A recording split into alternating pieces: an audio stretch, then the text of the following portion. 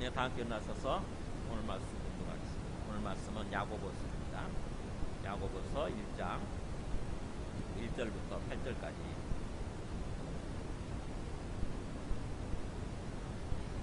1절에서 8절까지 저희가 함께 읽도록 하겠습니다. 신약페이지 370쪽인가요?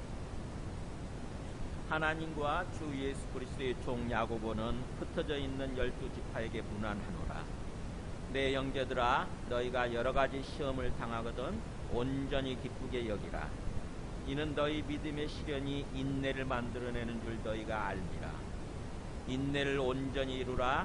이는 너희로 온전하고 구비하여 조금도 부족함이 없게 하려 함이라. 너희 중에 누구든지 지혜가 부족하거든 모든 사람에게 구히 주시고 꾸짖지 아니하시는 하나님께 구하라. 그리하면 주시리라. 오직 믿음으로 구하고 조금도 의심하지 말라. 의심하는 자는 마치 바람에 밀려 요동하는 바닷물결 같으니 이런 사람은 무엇이든지 죽게 얻기를 생각하지 말라. 두 마음을 품어 모든 일에 정함이 없는 자로다. 아멘.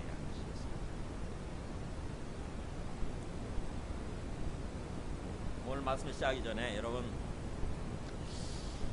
옛날에 제가 어디를 가면은 꼭 그 앞에 붙어 있는 시가 있었는데 푸시킨이 지은 시예요. 한번 보세요. 삶이 그대를 속일지라도. 이거 보셨어요, 이 시? 제가 읽어볼게요. 삶이 그대를 속일지라도 슬퍼하거나 노여하지 말라. 우울한 날들을 견디며 믿으라. 기쁨의 날이 오리니. 마음은 미래에 사는 것, 현재는 슬픈 것. 모든 것은 순간적인 것, 지나가는 것이니 그리고 지나가는 것은 훗날 소중하게 되리니. 제가 어리지만 어릴 때 이발소에 가서 앉아있으면 이게 붙어있도록 앞에 굉장히 유명한 시고 이렇게 굉장히 뭔가 우리 마음을 다독여주고 위로해주는 그런 시기 때문에 아마 그랬던 것 같아요. 이발을 하면은 오래 앉아있다 보니까 이 말씀을 묵상할 수밖에 없는 거지, 이 시를. 하나하나 생각해보세요. 맞는 말이잖아요. 우리가 인생을 살면서 내가 속은 것 같아. 뭔가 내 뜻대로 내 계획은 이거였는데 내 계획대로 될 줄 알았는데 그렇지 않는 경우를 우리가 맞이하게 되죠. 그렇죠? 굉장히 어려운 상황을 맞이하게 되죠. 그래서 삶이 그대를 속인 것 같은 그런 상황이 왔을 때도 슬퍼하거나 노여하지 마. 뭔가 굉장히 어려운 상황이다 보니까 우리가 마음이 슬프고 막 화를 내고 막 불평하고 원망하고 막 그럴 수밖에 없잖아요. 근데 그러지 마라. 왜냐하면은 이 우울한 날들, 힘든 날들을 잘 견디면서 믿으라는 거죠. 뭘 믿으라는 건지 모르지만 미래를 믿으라는 거죠. 견디면 잘 참으면 믿으라. 그러면 언젠가는 기쁨의 날이 올 거다.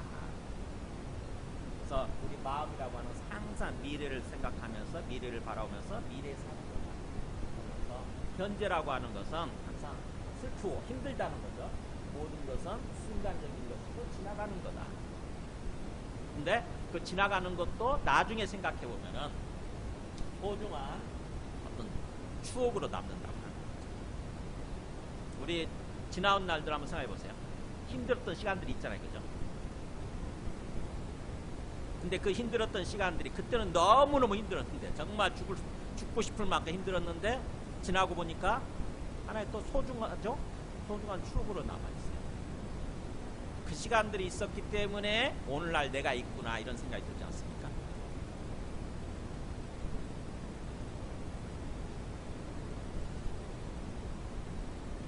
우리가 인생을 살면서 힘든 날들을 맞이하는 것, 그게 오늘 말씀의 주제의 시험이죠. 시험.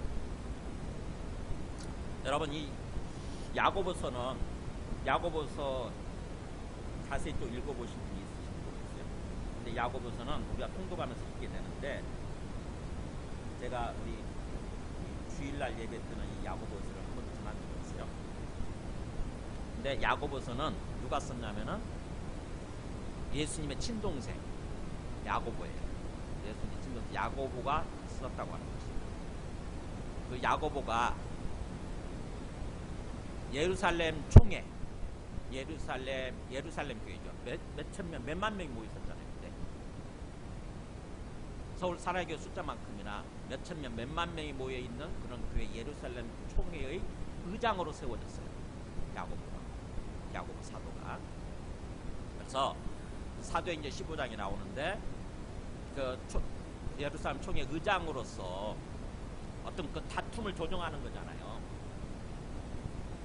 사도 바울이 전한 어떤 그 복음, 은혜로 우리가 구원받는다, 믿음으로 구원받는다, 이게 옳은 거냐, 아니면은 우리가 할례를 행하고 율법을 지켜야 구원받는 거냐, 그 다툼이 벌어졌고 논쟁이 벌어졌어요. 신학적 다툼, 신학적 논쟁이죠.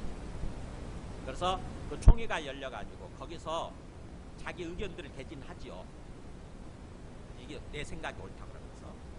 근데 그때 마지막에 이 야고보 사도가 나서가지고 그거 다 듣고 전체적으로 조정을 해요. 은혜로 믿음으로 구원받는다는 게 옳다 그러면서 그 말씀, 또 아모스 말씀인가 그걸 인용을 하죠. 근데 그때 보면은 이 야고보 사도의 성격이 나오는 것 같아요. 분명해요. 성격이 굉장히 분명하죠. 핵심적인 것을 잘 짚고 그러면서도 잘 조정을 해요. 잘 조정을 해서 균형을 이루는.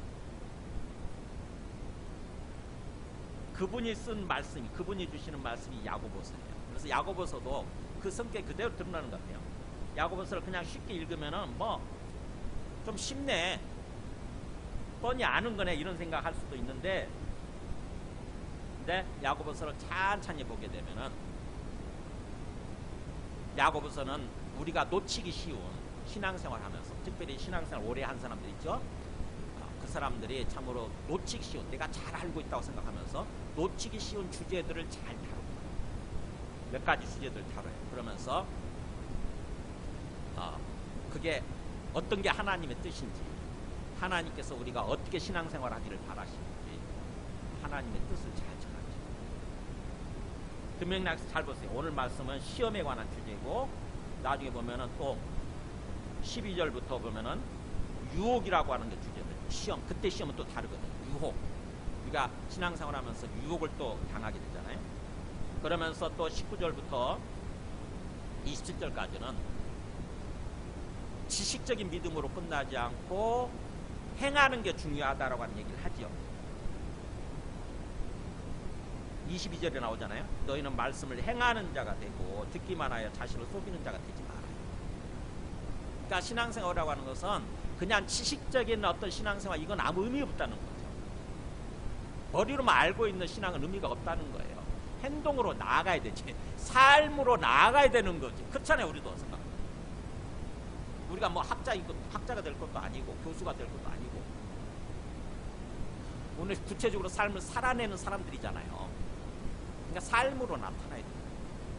이제 그 얘기를 하는 거고, 그 다음에 또 2장 1절부터 보면은 사람에 대해서 어떻게 돼야 되는지, 우리가 사람에 대해서 선입견 같은 게 있어가지고 뭔가 부자, 화려한 옷을 입고 막 밍크코트 입고 부자가 들어오면은 막 잘 대우하지만, 남루한 옷을 입고 거지가 들어오면은 막 투대접할 수 있잖아요. 근데 그러지 않다. 그렇게 해서는 안 된다는 거죠. 진정으로 사람을 차별 없이 해야 된다. 진정으로 이웃사랑이 실천적으로 나타나야 된다 라는 얘기를 하고, 그 다음에 또 그 14절부터 보면은 그야말로 행하는 믿음, 행하지 않는 믿음, 행함이 없는 믿음은 죽은 거다, 이렇게 얘기하죠.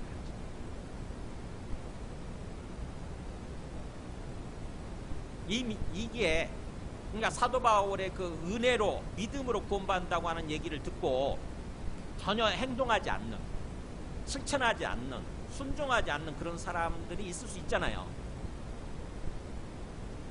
행위가 중요하지 않아, 이렇게 오해하는 사람들이 있어요. 근데 그렇지 않다고 하는 얘기를 하는 거죠. 믿음이라고 하는 것은 행동으로까지 나타나는, 행동으로 증명되는, 행위로 증명되는 믿음이어야 된다. 그래서 진정한 믿음, 참 믿음, 온전한 믿음은 행위로 증명되는, 행위로 나타나는 그런 믿음이다 라고 하는 얘기를 하는 거죠. 그 다음에 3장 1절부터 12절까지는 또 언어 생활이에요. 언어 생활, 말. 우리가 신앙생활 하면서 우리 말이 또 굉장히 중요하잖아요. 그죠? 우리가 말한 대로 살고 말한 대로 되지 않습니다. 말에 대해서 다루는 거고, 그 다음에 3장 13절부터 4장 끝에까지는 교만함에 대해서 다뤄요. 교만함. 특별히 잘 알고 신앙생활 오래 해서 잘 알고 또 뭔가 똑똑한 사람들 있잖아요. 똑똑한 척하는 사람들. 그 사람들이 간과하기 쉬운 것들이 있어요. 그거를 다룹니다. 교만의 문제. 그 다음에 5장 1절부터 그 6절까지는 경제생활이죠. 경제생활, 재물 문제. 그 다음에 마지막 5장 7절부터 그 11절까지는 인내 문제를 다루죠. 인내. 그 다음에 12절부터 마지막 20절까지는 기도 문제를 다루죠. 기도. 힘들 때, 어려울 때 기도해야 된다고 하는 거. 그러니까 이렇게 보면 하나하나 주제들이 우리가 신앙생활하면서 핵심적인 주제들이잖아요. 그죠? 절대로 빠지지 않는, 우리가 신앙생활하면서 맞닥뜨리게 되는 굉장히 중요한 주제들을 이 사도 야고보가 다루면서 그 하나님의 뜻을 알려주는 거죠. 그러면서 이 야고보서는 그래서 어떻게 보면은 행하는 믿음, 온전한 믿음, 참 믿음에 대해서 얘기를 해주는 거예요. 진짜 참 믿음, 하나님께서 말하시는 참 믿음이 어떤 건가? 그게 행위와 분리되는 거냐? 그렇지 않다고 하는 거예요.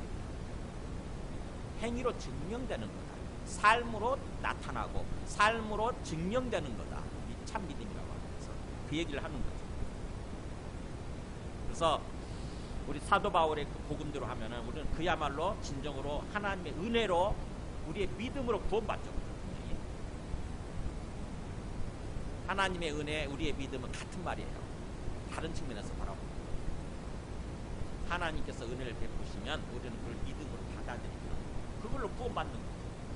근데 그 믿음이, 그래서 사도 바울이 어떻게 보면은 우리가 행위로 구원받지 않고 특별히 율법의 행위라고 얘기하죠. 율법의 행위로 구원받지 않고 믿음으로 구원받는다, 그런 얘기를 하잖아요. 그래서 그 말 때문에 우리가 자칫하게 되면은 순종의 행위까지도 부인해버리는 그런 우를 범할 수 있는 거죠. 행위가 두 가지가 있거든요. 율법의 행위가 있고 순종의 행위가 있어요. 근데 율법의 행위로는 우리가 구원받지 못하지만 구원받고 난 후에는 순종의 행위가 있어야 되는 거죠.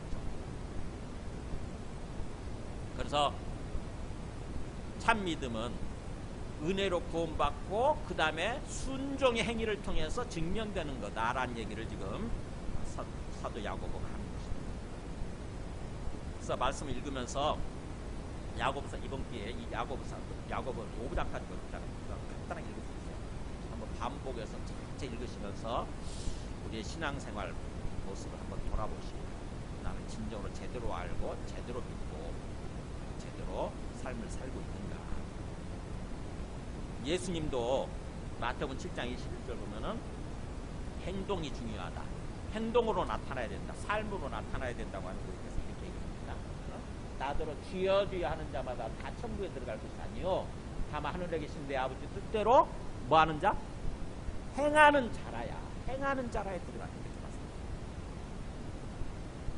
그러니까 나더러 주여 주여, 이게 신앙생활이잖아요. 우리 어떻게 보면 주여 주여 열심히 부르고 막 열심히 예배드리고 찬송하고 막 그런다고 열심히. 그런데 그렇다고 그래서 그렇게 한다고 그래서 천국에 들어가는 게 아니라는 거예요. 구원받는 게 아니라는 거예요. 뭐예요? 하나님의 뜻, 하나님 아버지의 뜻을 제대로 잘 알고 그 뜻대로 행하는 사람, 뜻대로 산 사람이라야, 삶으로 믿음이 나타나야 천국에 들어간다는 거죠. 구원받는다는 거죠. 그 다음에 누가복음 6장 46절도 마찬가지예요. 보세요. 너희는 나를 불러 주여 주여 하면서도 어찌하여 내가 말하는 것을 행하지 아니하느냐, 이렇게 얘기하잖아요. 아니 입으로는 계속 주여 주여 주님 주님 부르면서 그 주님이 말씀하시는 대로 왜 행하지 않느냐는 거죠. 얼마나 직접적이죠. 가만히 따져보세요. 가만히 생각하면 진짜 맞는 말 아니에요? 우리가 어떤 분을 향해서 나의 주님입니다 그러면서 열심히 주님 주님 부른다고 한다면은 그 주님이 말씀하시는 것을 당연히 행해야 되잖아요. 우리가 종으로서.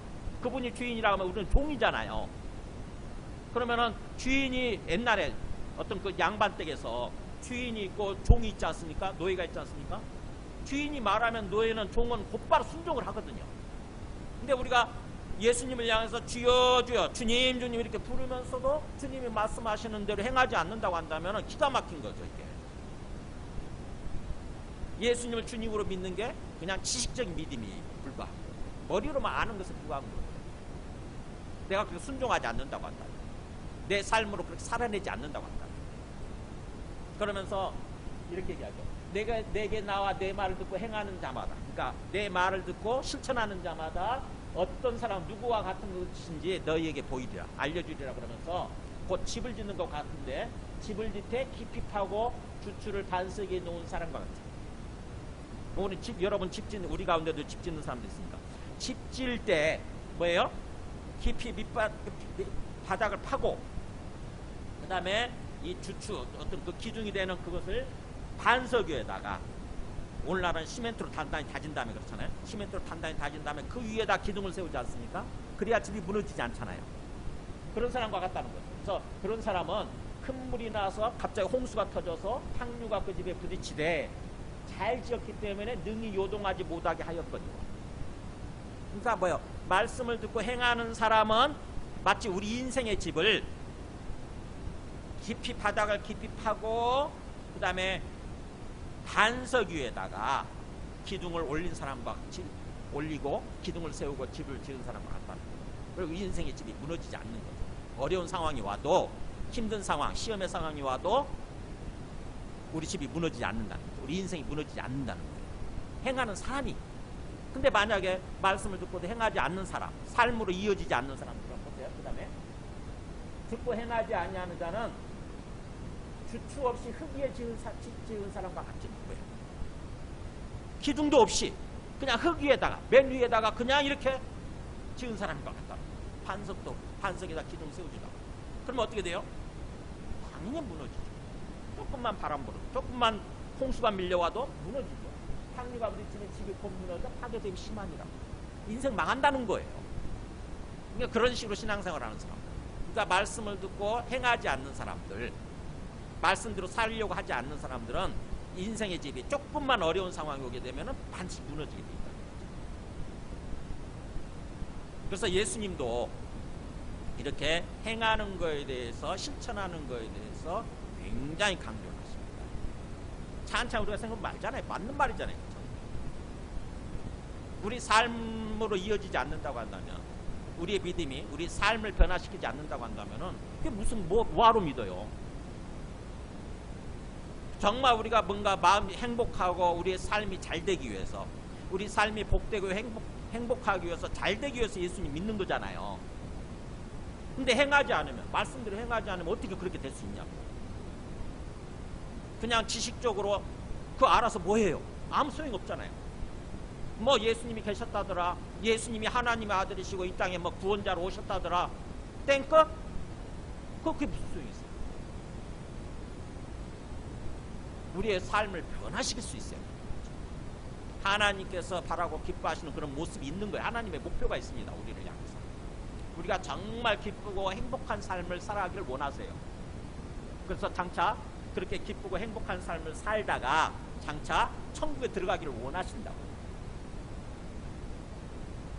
근데 그렇게 되지 않는다고 한다면 우리 신앙생활, 우리의 믿음이 무슨 의미입니까? 그래서 듣고 행하는 게 굉장히 중요한데, 거기에 대해서 지금 야고보 사도가 그걸 짚어주고 있는 거죠. 자, 그런 가운데서 오늘 시험의 문제입니다. 시험의 문제. 왜 시험이라고 하는 것을 첫 번째 다룰까? 한번 생각해 보세요. 우리가 신앙생활하면서 큰 주제, 가장 대표적인 주제가 뭡니까? 시험이에요. 시험. 사실 어려운 상황이 오는 거죠. 어려운 상황에 대한 그런 문제를 다뤄야 됩니다. 어려운 상황에서 우리가 그걸 극복하지 못한다고 한다면 그냥 무너지는 거죠. 모든 게 무너지는 거예요. 그래서 시험이라고 하는 게 굉장히 중요하기 때문에 성경에서는 굉장히 많이 다뤄요. 대표적으로 욥기 같은 거 있잖아요. 욥이야말로 그냥 시험의 대표적인 인물 아닙니까? 그렇잖아요. 멀쩡하게 신앙생활 하다가 갑자기 마귀에게 하나님이 허락하심으로 말미암아서 욥이 뭐예요? 하루아침에 재산 다 잃고, 하루아침에 자식들 다 잃고, 하루아침에 자기 건강 다 잃고, 그야말로 죽지 못해서 목숨만 붙어있는 모습으로 신앙생활 하잖아요. 그게 시험이죠. 시험. 그걸 욥기는 전체적으로, 욥기 그 긴 성경이 전체적으로 그걸 다루는 거예요. 그 다음에 베드로전서도 마찬가지죠. 베드로전서도 시험에 관한 주제예요. 그 다음에 또 요한계시록도 마찬가지예요. 요한계시록도 마지막 때 예수님이 이제 오실 때가 되면은 마지막 때 시험이, 극심한 시험이 있을 거다. 뭐 그걸 환란이라고 그러죠. 환란, 고난, 시험 다 같은 말이에요. 오늘 설교 제목대로 삶이 괴롭고 힘든 시간. 사는 게 괴롭고 힘들어요. 그게 시험이거든요. 그 문제를 요한계시록에서 다루고 있죠. 그 다음에 또 시편에서 많은, 시편에 150편까지 있는데 시편에 많은 내용이, 많은 주제가 절대 다수예요. 시험에 관한 주제.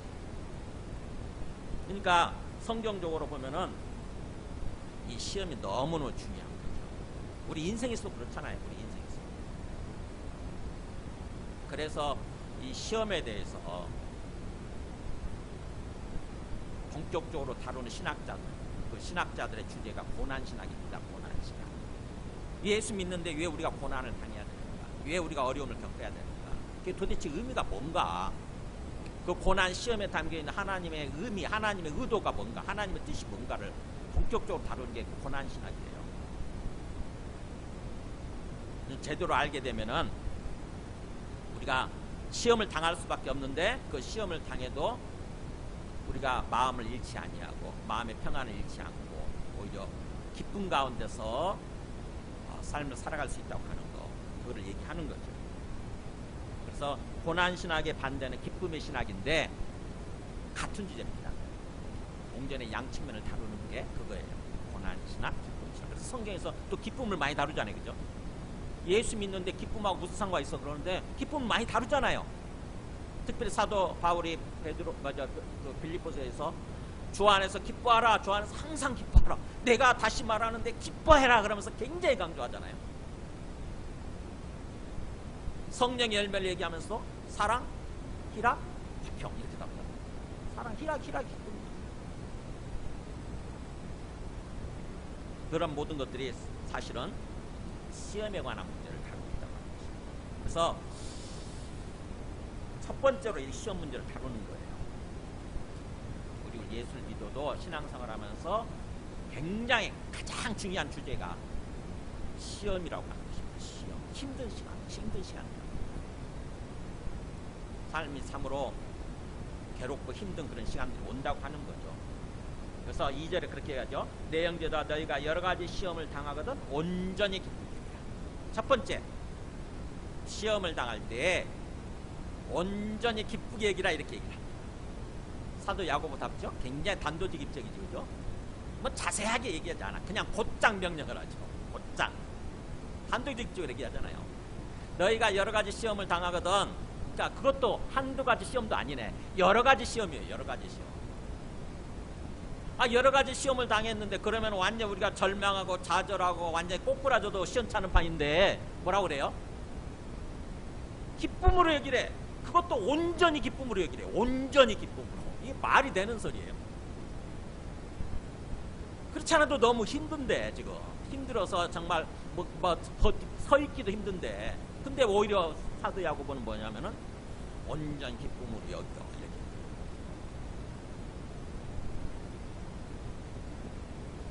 자, 시험이라고 하는 거,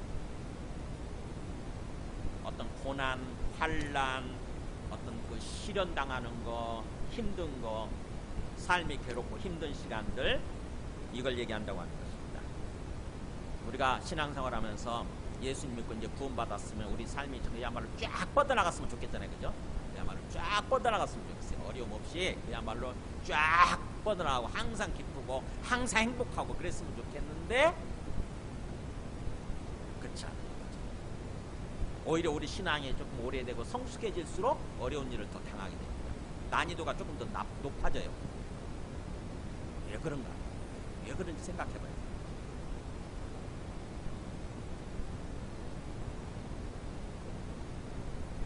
왜 우리가 시험을 당했을 때 또 여러 가지 시험, 우리 뭐 몸 때문에 육체적으로 건강이 안 좋아지면 몸이 아프게 되면 힘들죠. 또 경제적으로 우리 하는 일들이 뭔가 좀 어려워지면 힘들죠. 또 우리가 어떤 인간관계 있잖아요. 인생이라고 하는 게 관계인데 관계가 깨지게 되면 힘들어요. 특별히 가까운 사람들과의 관계가 나빠지게 되면은요 정말 우리 마음이 힘들어요. 정말 우리 삶이 힘들어요. 시험에 빠지는 거죠. 신앙생활 해 말어 막 이런 생각도 들면서 동시에 뭐야? 인생을 살아 말어 이런 생각까지도 드는 거죠. 그게 시험에 들 때예요. 그랬을 때 우리는 기본적으로 뭔가 이렇게 힘들어하고 불평하고 원망하고 심지어는 절망하고 좌절하기 쉬운데 사도 야고보는 그런 상황에서도 오히려 온전히 기쁨으로 여기라 이렇게 이 온전히 기쁨으로 여기란 말은 최고의 기쁨으로 여기라 이런 뜻이에요. 여러 가지 시험을 당하고 있는데도 불구하고 최고의 기쁨으로 여기라, 완전한 기쁨으로 여기라. 여기란 말이 생각하라는 뜻이에요. 기쁨으로 생각해 이런 뜻이에요. 기쁨으로 생각해. 왜 그럴까요? 그러면서 살짝 그치죠. 3절에서 이는 너희 믿음의 시련이 인내를 만들어내는 줄 너희가 뭐예요? 그 시험 속에는 사실은 하나님의 뜻이 담겨있다는 것입니다. 하나님이 뭔가 시험을 허락하실 때, 이 어려운 상황을 허락하실 때 하나님의 어떤 깊은 뜻과 우리를 향한 하나님의 사랑이 담겨있다는 거예요. 그냥 우연히 내가 뭔가 능력이 부족해서 내가 뭘 잘못해서 시험당하는 것이 아니라 사실은 하나님이 허락하셔서 우리가 당하는 것을 시험이라는 것입니다. 고린도전서 10장 13절에도 마찬가지예요. 얘기를 하죠.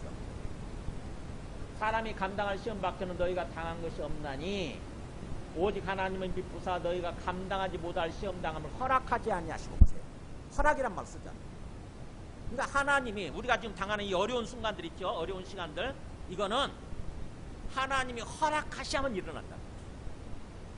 아니 왜? 하나님 나하고 원수진 것도 아닌데.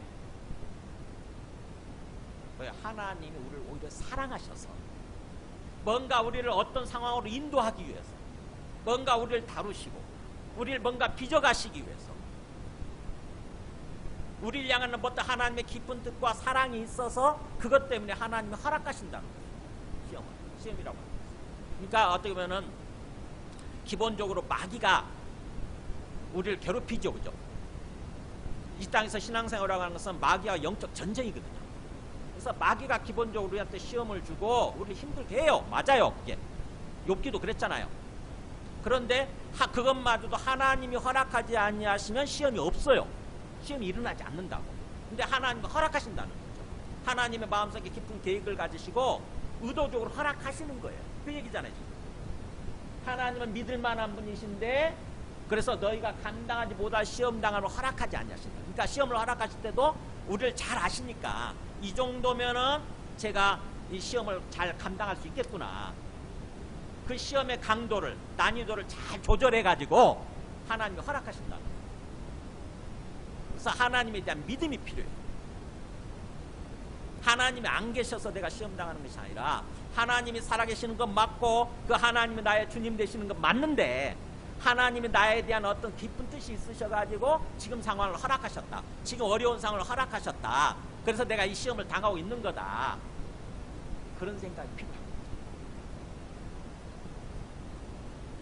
그래서 우리가 감당할 시험 밖에는 우리가 지금 당한 것이 없다. 그러니까 뭐야? 지금 우리가 당하고 있는 시험, 하나님에 대한 믿음이 없으면은요, 그 시험 때문에 우리가 절망하고 좌절해요. 그냥 주저앉아 버리게 돼요.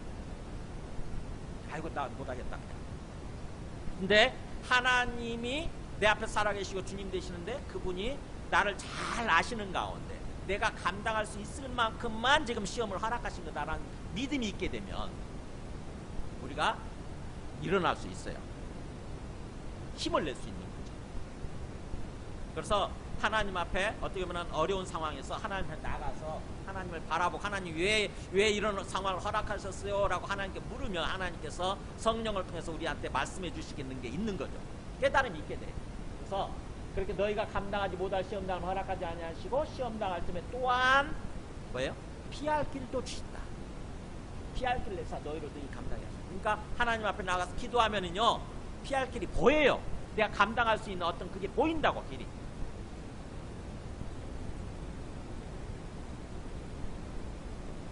로마서 8장 17절에도 보면은 사도 바울이 장래 우리의 영광을 얘기하면서 그 영광을 얘기하면서 고난도 얘기를 하죠. 보세요.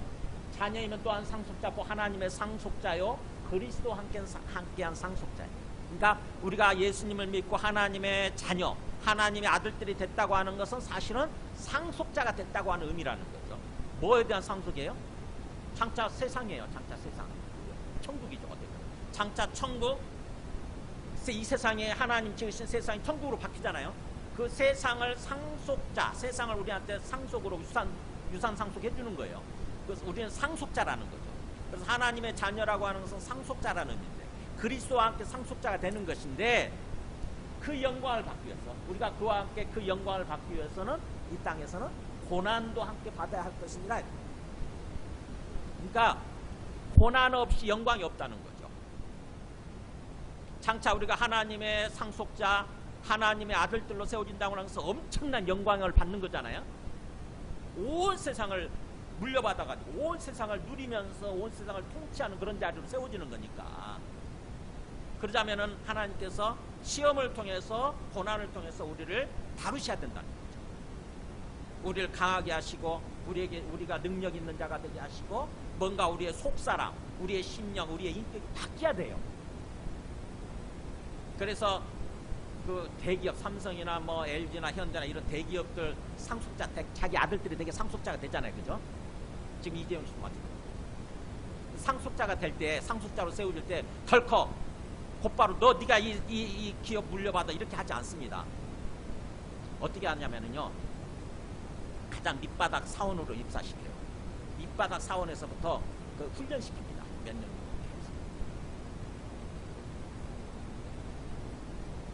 그게 고난의 시간이에요. 내가 이 대기업, 이 재벌의 아들인데 내가 왜 이 고생을 해야 돼? 이런 생각 할 수 있잖아요. 근데 아버지가 왜 그걸 허락하신 거예요? 나를 다루시기 위해서, 나를 상속자로 세워주시기 위해서, 정말 상속자로서 능력 있는 그런 감당할 만한 능력 있는 사람으로 세워주기 위해서 어려운 순간들을 이겨내도록 그 시험을 허락하신 거예요. 그래서 우리가 장차 영광 받을 자는 분명한데 이 땅에서 신앙생활하는 동안 고난받는 거, 시험당하는 것은 필수라는 것입니다. 없어도 되는 것이 아니라 반드시 있어야만 되는, 반드시 겪어야만 되는 그런 시간입니다. 그래서 고난에 대한, 시험에 대한 우리의 어떤 생각, 잘못된 생각 일단 바로잡아야 돼요. 우리가 기본적으로 없기를 바라지만, 시험이 없고 고난이 없기를 바라지만 그렇게 되지 않는다는 거예요. 하나님은 반드시 우리한테 고난을 허락하시고 시험을 허락하신다는 거예요. 그래서 그 시험을 당할 때 먼저 우리의 마음 자세가 중요한 거예요. 굉장히 부정적이고 막 이렇게 불평하고 원망하는 것이 아니라 하나님이 나에게 영광을 주시기 위해서, 나를 다루시기 위해서 하나님이 허락하셨구나. 그래서 기쁨으로 여기는 거예요. 하나님 감사합니다 그러면서 웃으면서 뭐예요? 눈물을 흘리면서 웃을 수 있잖아요. 그죠? 눈물을 흘리면서도 감사하고 뭐요? 웃을 수 있어요. 그렇게 맞이하는 거예요. 하나님 시험 주셔서 감사합니다. 그래서 빌립보서 4장 6절 7절도 그렇게 얘기를 하잖아요. 우리가 어려운 상황에서 아무것도 염려하지 말고, 사도 바울이 그런 말 하는 거죠. 근심하지 마, 걱정하지 마, 걱정하지 말고 뭐라고 그래요? 오히려 다만 모든 일에 기도하고 간구해라. 그래서 너희 구할 것을 감사함으로 하는 거예요.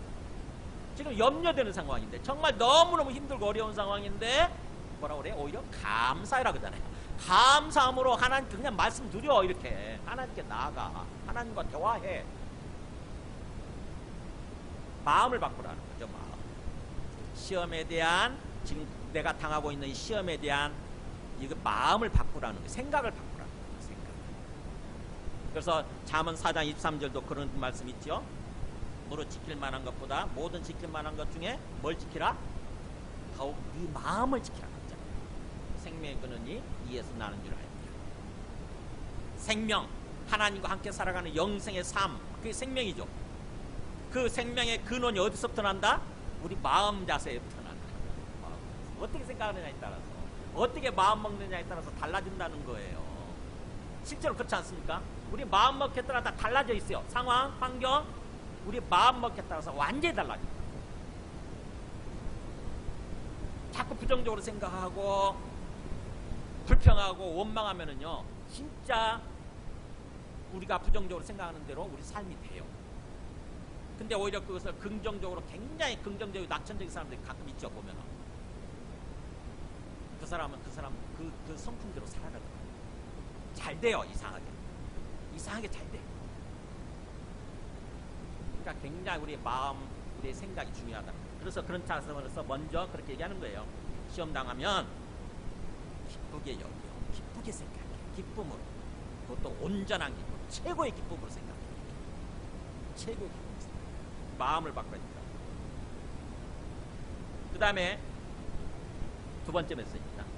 3절 4절에 이는 너희 믿음의 실현이 인내를 만드는 줄 너희가 알미라. 인내를 온전히 이루라. 이는 너희를 온전하고 구비하여 조금도 부족함이 없게 하리라. 뭐예요? 두 번째 메시지는 시험의 상황에서 인내해야 된다고 하십니다. 그것도 끝까지 인내를 온전히 이루라 그러잖아요. 끝까지 참고 인내해야 된다. 왜냐면은 지금 이 시험을 통해서 뭐라고 그러냐면, 하나님의 의도가 인내를 믿음의 실현이 인내를 만들어낸다, 이런 말 쓰잖아요. 그러니까 하나님이 이 시험을 허락하신 이유는 뭐냐? 인내를 만들어내는 거예요. 인내. 만들어낸다는 말이 굉장히 헬라 원어를 보니까 아주 그 의미 있는 표현이더라고요. 뭐냐면 우리가 마침코 가서, 마침코 안 가보셨죠 여러분? 안 가는 게 좋아요. 저는 근데 일부러 한번 체험해보기 위해서 LA 갔을 때, 라스베이거스 갔을 때 $10가 내고 한번 해봤어요. 10분 만에 금방, 한 5분도 안 돼가지고 없어져 버렸지만, 이런 거 있잖아요. 이렇게 돈 넣고 뭘 당기면은, 밑으로 당기면은 밑에 막 그 대박 난 사람들 막 돈이 쏟아지잖아요. 그죠? 그게 만들어낸다는 단어예요. 카타 에르고마에 그래가지고 밑으로 막 쏟아져 내리는 거. 그 밑으로 막 생산물이 산출이 막 되는 거죠. 이렇게 하나님이 시험을 통해서 뭘 자꾸 만들어내냐면, 자꾸 뭐 산출 쏟아지게끔 만드냐면 인내라는 거예요. 인내. 그러니까 하나님 왜 시험을 허락하셨느냐? 인내라고 하는 열매를 계속 만들어내기 위해서 시험을 허락하신다. 그렇다면 하나님, 우리를 향한 하나님의 그 시험의 목적은 뭐냐? 인내라는 거죠. 인내라는 게 쉬운 말로 하면은 참고 견디는 거잖아요. 인내력이 인내.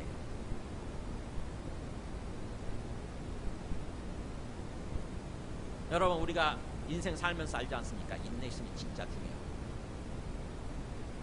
뭘 하더라도 어려운 순간들이 오는데, 그 어려운 순간을 견뎌내지 못하고 중간에 포기해버린 사람들 있잖아요. 그런 사람들은 그 분야에 있어서 성공할까요, 못할까요? 100번 실패하죠.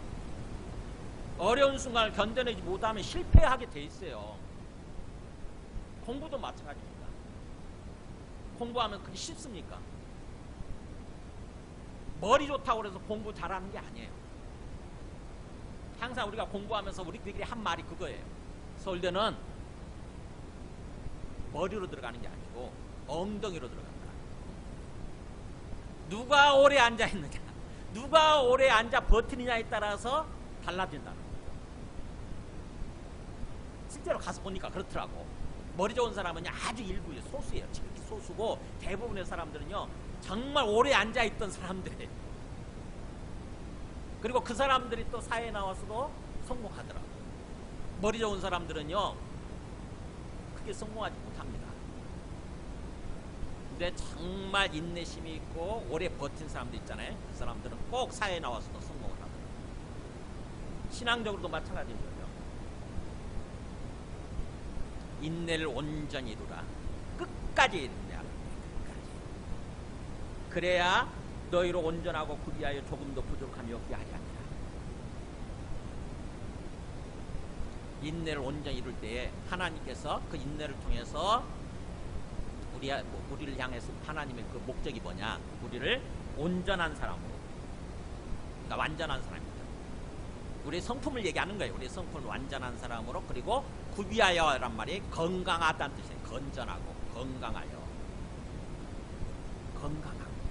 그러니까 하나님이 창조하셨을 때 그 상태예요. 이렇게 완전하고 건강하고, 그래서 조금치도 부족함이 없는 상태. 그런 심령, 그런 인격, 그런 성품, 그런 속사람으로 만들기 위해서 하나님께서 그렇게 인내를 끝까지 인내하기를 원하신다는 거죠. 끝까지 인내하지 않으면 이게 안 되는 거죠. 그러니까 하나님의 그 시험을 허락하시고 나서 하나님의, 우리를 향한 하나님의 그 목표는 뭐냐? 우리를 온전한 사람으로, 잘 건강한 사람으로, 그 다음에 부족함이 없는 사람으로 만들어가기를 원하시는 거예요. 그게 다른 측면에서 얘기하면 하나님의 성품의 회복이죠. 하나님의 형상의 회복. 원래 하나님이 그렇게 만드셨거든요, 우리를. 근데 우리가 하나님을 거부하면서부터 우리의 성품이 왜곡됐거든요. 우리의 속사람이 왜곡이 됐다. 여기저기 막 일그러지고 완전하지 않아요. 그리고 또 건강하지 않습니다. 건전하지 않아요. 여기저기 막 일그러지고 뒤틀리고 왜곡되고 하나님의 형상이 아니라 마귀 형상으로 바뀌어버린 상태. 근데 시험을 통해서, 인내의 시간을 통해서 하나님께서는 우리를 다시 치료하시고 회복시켜 주시고 온전한 사람으로 만들기를 원하신다는 것입니다. 그러니까 그게 참 쉽지 않죠. 어떻게 보면 우리가 아픈 거 수술할 때 힘들잖아요.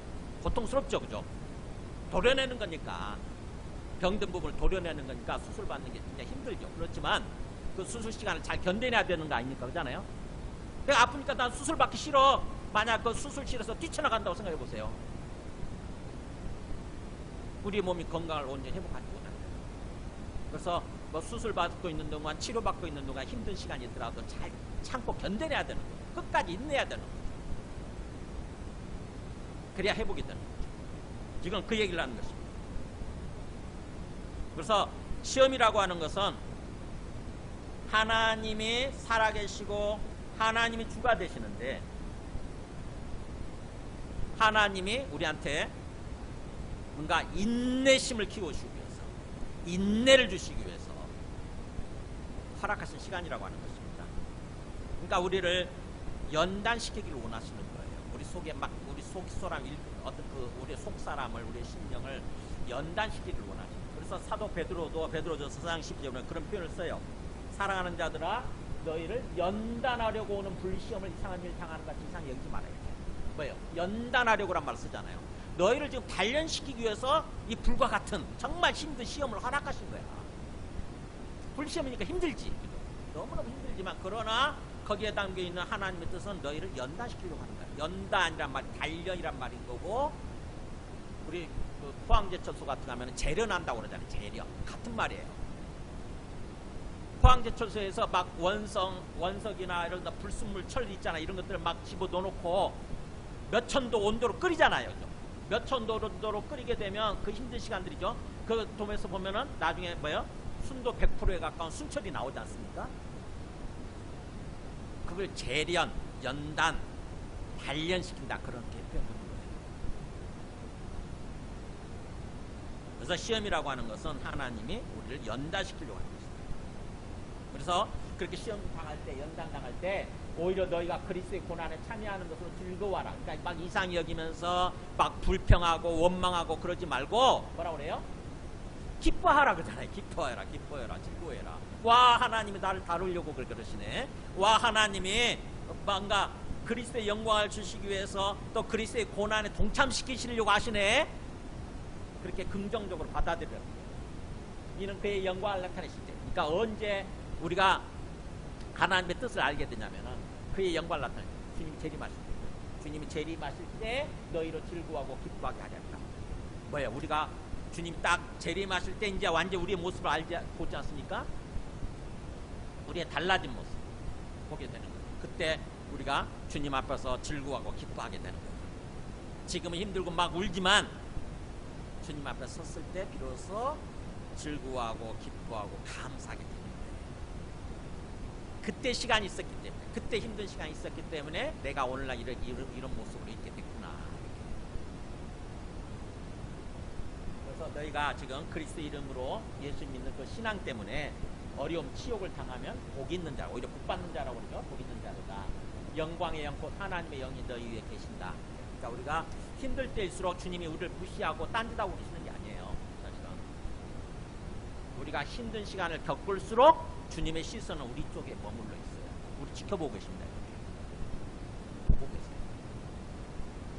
그걸 아는 게 중요해요. 그걸 믿는 게 중요해요. 우리가 자식한테 자녀 키우면서 자녀가 어려운 순간을 당할 때 곧바로 우리를 뭔가 막 도와주고 그런 건 아니잖아요. 그죠? 때로 지켜볼 때가 있어요. 지켜보고 있어야 할 때가 있어요. 근데 그 지켜볼 때 뭐예요? 정말 유심히 지켜보잖아요. 제가 거기서 일어서나 못 일어서나 거예요.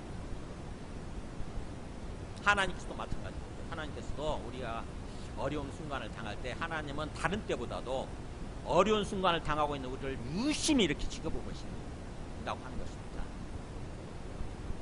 그래서 결정적인 순간에, 정말 결정적인 순간에 개입을 하려고 딱 준비하고 계십니다. 그 믿음이 필요해요. 욥도 그렇게 표현하죠. 그렇죠? 욥기 23장 10절에 그야말로 시험과 고난의 대표적인 존재라고 할 수 있는 욥이 가장 어려울 때, 23장이니까 보세요. 42장까지 있는데 23장이 가장 어두운 터널을 지날 때예요. 그 어두운 터널, 가장 중간 터널을 지날 때, 앞이 안 보일 때 뭐라고 그러냐면은 내가 가는 길을 오직 그가 아시나니 그가 나를 뭐라고 그래 얘기? 단련하시네. 하나님의 단련 기간이, 연단 기간이 끝나고 나면 내가 순금같이 되어 나오리라. 정금, 순철, 순도 100%에 가까운 그런 심령이 되어 있겠구나. 신앙 고백이. 이런 고백이 있었기 때문에 욥이 끝까지 참고 견딘 거예요. 지금 내가 너무너무 힘들지만, 정말 너무너무 얼마나 힘들었겠어요. 우리는 욥이 당한 시험, 고난에 비하면 3발의 피해요. 생각해보세요. 우리가 그렇게 부자도 아니지만 엄청난 부자, 동방에서 제일 가는 부자였는데 그 부자 재산을 하루아침에 다 잃었다고 생각해보세요. 우리 사기꾼한테 속아가지고 몇 억만 날려도 난리가 나는데, 저는 우리 동생이 그걸 겪어봐서 알거든요. 또 우리는 그런 경험이 없지만 요번 자식 몇 명을 잃었어요? 한순간 9명 자식이 있어요. 다 잃었어요. 한 명만 잃었을 생각했어요. 근데 9명 한꺼번에 잃었다고. 그거 어떻게 살아? 근데 거기다 대고 나중에 건강까지 잃었죠. 그렇게 건강했던 사람인데 건강 다 잃고, 그야말로 몸에 모든 온갖 총기가 다 나타나가지고 일어나가지고 사금팔이라고 그러죠. 그릇 깨진 걸 가지고 막 긁어야 되는 그런 상황이 있어요. 오죽했으면 마누라도 그냥 하나님 원망하고 죽어버리세요 그러잖아요. 원망하고 죽어버리세요 그러죠. 그 정도로 가까운 사람이 그거 알아주지도 못하고 위로해주기는커녕 그런 얘기를 할 정도로 힘든 상황이 그렇죠. 그런 상황에서 욥이 정말 하나님 만나고 싶은데 이상하게 그 힘든 상황에서는 또 하나님도 안 보이죠. 그죠? 기도해도 하나님이 안 느껴질 때가 있거든요. 그 상황 속에서 사도 욥이 이렇게 사도라. 욥이 이렇게 고백을 하는 거예요. 내가 너무 힘들지만 내가 가는 길, 지금 내가 가고 있는 길을 그분이 아신다. 그분 다 보고 계신다는 거죠. 그분 다 보고 알고 계신다. 그래서 그가 나를 단련하시면은, 지금은 내가 지금 단련 기간인데 이 기간이 끝나고 나면 내가 순금같이 되어 나오고 거다. 연단의 기간이라고 하는 것입니다. 지금 시험이라고 하는 것은. 그래서 오늘 우리 야고보서 하고 있는데 야고보서 5장에서 그 욥을 다뤄요. 야고보서 5장 11절에 보면은 오라 인내하는 자를 우리가 복되다 하나. 자, 시험의 상황에서 인내하는 자, 끝까지 참고 견디는 자죠. 끝까지 참고 인내하는 자를 우리가 복된 사람이다, 복받았다 이렇게 얘기하는데 그 사람이 누구냐? 욥이에요. 너희가 욥의 인내를 들었고 주께서 주신 결말을 보았거든요. 그러니까 욥이 그 힘든 상황에서 끝까지 참고 견디잖아요. 그러면서 나중에 결말이 어떻게 돼요? 재산 더블로, 잃어버렸던 재산에 더블이 딱 되게 해주시고, 그 다음에 또 자식 온 상태로 다 회복, 9명 다 회복. 그것도 아주 최고의 미인들로, 딸 같은 경우. 그러니까 정말 해피엔딩으로 끝나죠, 여기가. 그걸 보았거든요. 그렇게 주님은 우리한테 시험을 허락하시고, 주님은 가장 자비하시고 긍휼히 여기시는 것이다. 그러니까 뭐 시험을 허락하셔놓고 네 혼자 감당해, 나 몰라 이렇게 하는 것이 아니라 기본적으로 주님은 우리를 사랑하신 분이시고, 그래서 정말 최고의 자비로우신 분, 또 최고로 긍휼을 베푸시는, 사랑을 베푸시는 그런 분이시다. 그걸 믿는 거예요. 그거.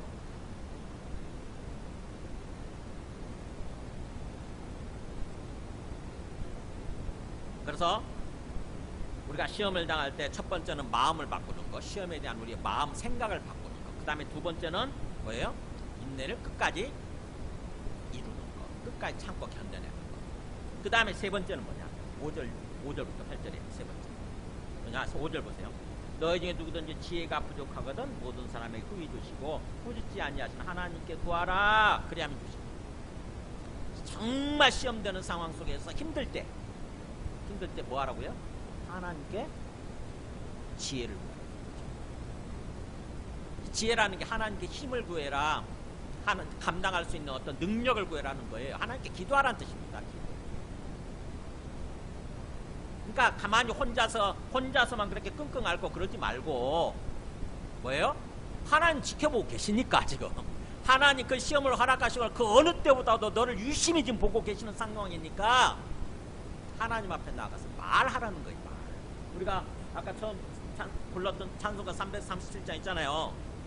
내 모든 시험 무거운 짐을 어떻게 하면 주 예수 앞에 아뢰이면, 그러잖아. 아뢰이면. 내가 너무너무 힘들 때 어떻게 하라고요? 주님 앞에 가서 기도하라는 거예요.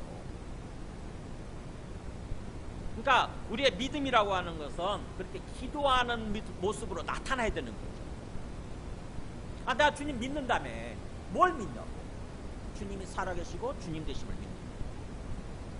하나님이 살아계신다. 우리 눈이 육체적인 눈에는 안 보이지만 하나님이 살아계신다. 그분이 내 삶의, 내 인생의 주인이시다. 그리고 지금 상황의 주님이시다. 이걸 믿는 거예요, 이거. 근데 그 주님이 지금 뭐하고 계시냐? 나를 보고 계신다는 거죠. 그게 베드로전서 3장 12절에 그렇게 나오잖아요. 이 베드로전서가 아까 시험에 관한 어떤 그 메시지라고 그랬죠? 근데 베드로 사도도 그렇게 다뤄요. 보세요. 정말 시험당한 어려운 상황 속에서 뭘 얘기하냐면은 죄 드는 의인을 향하시고 그에게는 의인의 간구에 귀 기울이신다 이렇게 얘기하잖아요. 주님 지금 너 보고 계셔.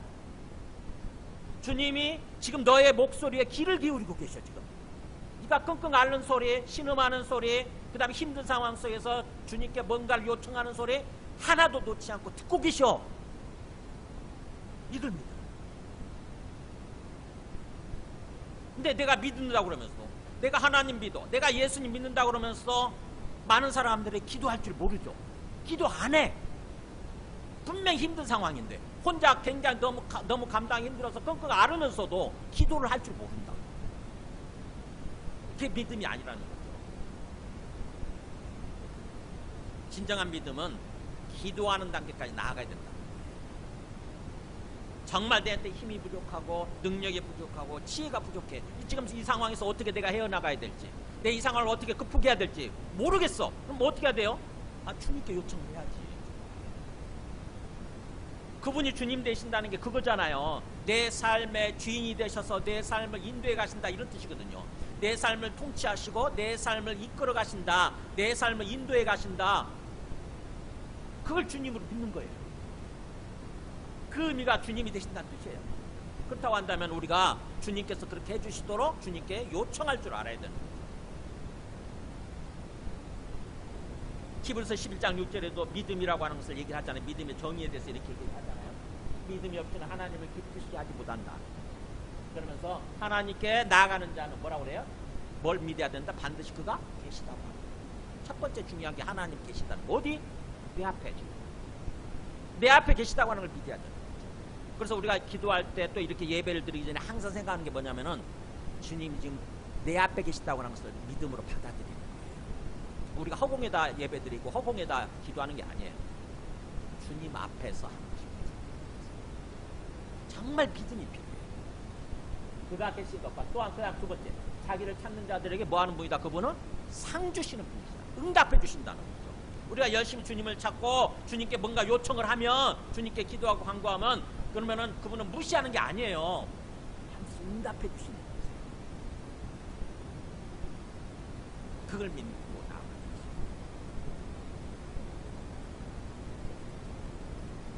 거죠. 요한일서 5장 13절에도 사도 요한도 똑같이 얘기해 보세요.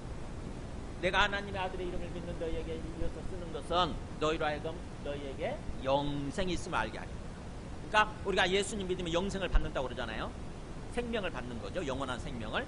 근데 우리가 그 영생이 있다고 하는 것은 어떤 삶을 사는 거냐? 주님과의 관계에 있어서. 그를 향하여 우리가 가진 바 담대함, 확신이 이것이니 그의 뜻대로 무엇을 구하면 그분은 지금 들으신다는 거죠. 그러니까 다 예수님 믿고 구원받아서 영생을 받은 사람들은, 영생의 삶을 사는 사람들은 가장 중요한 게 뭐냐? 주님 앞에 나가서 기도할 때 그분이 뭐예요? 지금 나를 듣고 계신다는 거예요. 들으신다는 게 현재 시제거든요. 그분이 지금 듣고 계신다예요. 듣고 계신다. 이게 중요해요. 우리가 예배를 드릴 때 뭐예요? 주님이 지금 우리 보고 계세요. 보고 계시면서 듣고 계신다고. 우리가 주님 앞에 나가서 기도할 때 주님이 듣고 계신다고요. 특히 우리가 정말 시험되는 상황, 시험의 상황에서 정말 힘들 때, 어려울 때 주님이 유심히 보고 계시다가 정말 한 소리도 놓치지 않으려고 귀 기울여 이렇게 듣고 계시다가 우리가 기도하고 간구하면 그거를 응답해 주시는 거죠. 그래서 무엇인지 우리가 무엇인지 구하는 바를 그분이 듣고 계신다고 하는 것을 안다고 한다면 안즉 그 다음 뭘로 이어지느냐? 우리가 그에게 구하는 것을 이미 얻은 줄을 알게 되는 거예요. 이미 주어졌어요. 이미. 확실하게 주어질 것이기 때문에 과거 시제로 얘기해버려요. 얻은 줄.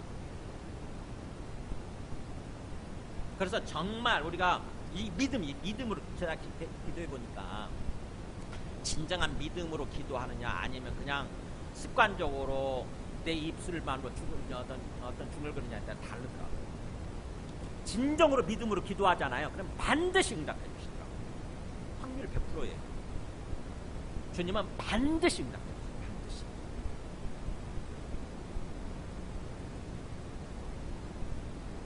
그래서 지금 그 얘기를 하는 거죠. 6절에 오직 믿음으로 구하고 조금 더 의심하지 말라. 믿음이 필요하다. 기도할 때 정말 시험 상황에서 기도가 필요한 마지막 단계가 기도죠. 마지막 단계 기도가 필요한데 기도할 때 믿음으로 구해라. 믿음. 진짜 믿음이 필요하다. 믿음이 뭐라고요? 하나님 내 앞에 듣고 계시다. 하나님 내 앞에 계셔서 지금 나를 지켜보고 계시고 나를 듣고 계신다고 하는 거. 그 믿음이. 그리고 하나님 응답해 주실 거에 대해서 조금씩도 의심하지 마라. 또 하나님의 어떤 그런 계시는 거에 대해서 조금씩도 의심하지 말라는 거예요. 혹시 내가 헛것을 믿고 있는 거 아닌가? 하나님이 안 계시는데 내가 헛것을 믿고 있는 거 아닌가? 그래서 하나님이 응답해 주시지 않을 건데 내가 헛것을 믿고 있는 거 아닌가? 이런 생각하지 말라는 거죠. 그러면 그 마음이 갈라지는 거잖아요. 한편 믿었다가 안 믿었다가 뭔가 하나님이 계시는 것 같은데 또 안 계시는 것 같다고 생각이 돼요. 마음이 갈라지는 거 아닙니까? 마음이 갈라지는 사람들은요 응답받지 못한다는 거죠. 그 얘기를 하죠. 그죠? 의심하는 자는 의심이 두 마음 품는 거예요. 의심하는 자는 마치 바람에 불려 요동하는 바닷물. 그냥 바람이 막 불면 파도가 이렇게 이리 휘둘려갔다 저리 흘려갔다 그러잖아요. 물결이. 그죠?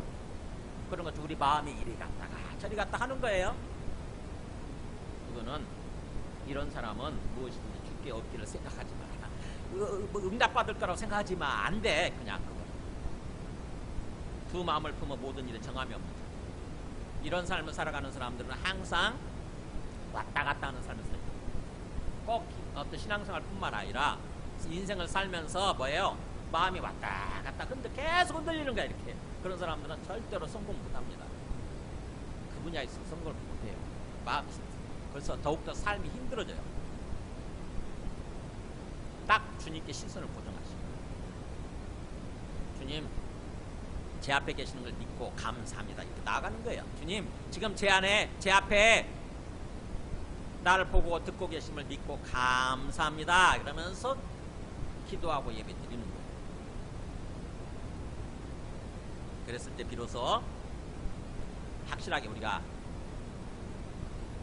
응답받는 것을 경험하게 되고, 그러면서 더욱더 우리 믿음이 굳어지고, 진짜네, 이거 진짜네, 한번 응답을 경험하게 되면 진짜라고 하는 것을 알게 돼요. 진짜구나, 하나님 진짜로 내 앞에 살아계시고 나의 주님이시고 나를 듣고 계시는구나, 내 삶을 인도하고 계시는구나, 이걸 믿게 돼요. 한번 경험해 보세요. 자, 말씀을 정리합니다. 자, 우리가 신앙생활 하면서 주님 오실 때까지 가장 중요한 문제가, 가장 큰 문제가 시험 문제예요. 시험 문제. 어려운 상황을 맞이해요. 고난을 맞이해요. 근데 그 시험, 고난의 상황 속에서 어떻게 해야 되느냐 하는 거예요. 시험을 당할 때, 고난을 맞이할 때 어떻게 해야 되느냐. 먼저 시험에 대한 부정적인 생각을 내려놓고 기쁨으로 감사함으로 받아야, 기쁨으로 받아야 되는 게 감사하는 거예요. 주님 감사합니다. 저를 또 한 단계 성숙시켜 주시기 위해서, 저를 또 한 단계 또 뭔가 앞으로 뭔가 나아가게 하도록 하기 위해서, 저를 다루시기 위해서 이렇게 시험을 허락하시니 감사합니다. 시험이 힘들긴 하지만 주님 감사합니다, 이렇게 마음을 바꾸는 거예요. 일단 시험에 대한 모든 부정적인 생각을 바꾸는 거예요. 그 다음에 두 번째는 어떻게 하라고요? 참고 인내하는 것입니다. 힘들어도 포기하지 않는 게 중간에 절대로 끝까지 인내하는 거예요. 우리 자녀들 키울 때 정말 인내식 키우는 게 굉장히 중요합니다. 정말 자녀들이 성공하기를 바란다고 한다면은 인내심을 키우는 거예요. 지혜로운 부모, 인내심. 그 다음 마지막 단계는 뭐예요? 힘들 때 기도. 혼자 끙끙 앓다가 그냥 포기해버리지 말고, 보고 있는 부모님께 요청하는 거예요. 부모님 보따리 쌓아놓고 다 이렇게 보따리 쌓아놓고 기다리고 있는데, 저도 그렇거든요. 저도 어떤 사람한테, 어떤 사람이 시험 당하는 거 이렇게 지켜보면서 항상 내가 어떤 순간에 내가 개입해야 되나, 내가 어떤 순간에 어떻게 도와줘야 되나 생각하면서 항상 지켜보고 있거든요. 하나님 그렇게 하고 계신다고. 근데 그 하나님을 향해서 하나님 다 이렇게 오매불만 기다리고 있는데, 저 사람이 어떻게 도움을 요청하나, 어떻게 기도하나 기다리고 있는데 전혀 그런 생각 안 하고, 기도할 생각 안 하고 그냥 중간에 포기해버린다. 얼마나 주님 마음이 얼마나 더 힘들겠어요. 얼마나 상하겠어요. 속상하지 정말.